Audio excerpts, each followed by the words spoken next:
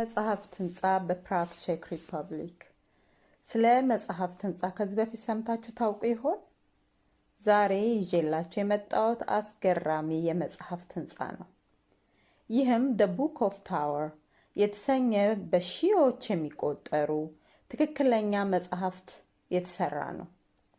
ወደ ውስጥ ገብታችሁ ስታዩ መጨረሻው ምን ጋር እንደሆነ እንኳን መረዳት የሚከብድ አይነት በእግራችን ሳይሆን በአይነ ህሊናችን የምንጎበኘው በጣም አስገራሚ ህንፃ ነው።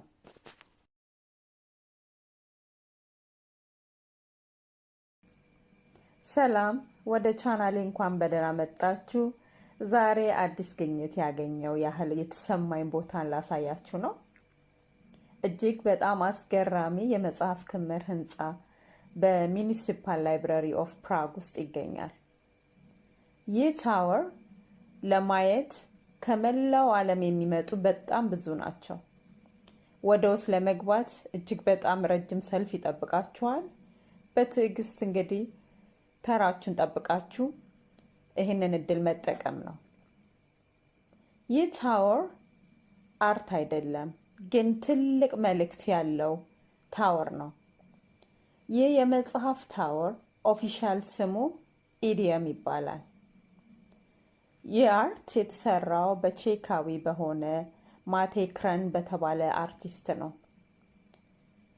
ይህ ደ ቡክ ታወር በብዙ ሺዎች በሚቆጠሩ ትክክለኛ መጽሐፍት የተሰራ ሲሆን ቅርጹም ግዙፍ የሲሊንደር አይነት ቅርጽ ያለው ሲሆን ከመሬት እስከ ጣራው ድረስ የደረሰ ነው።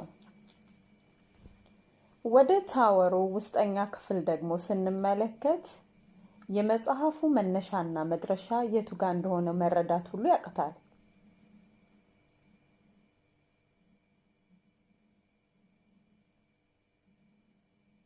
በውስጠኛው ክፍል መስታወት ከታችም ከላይም ተቀምጧል።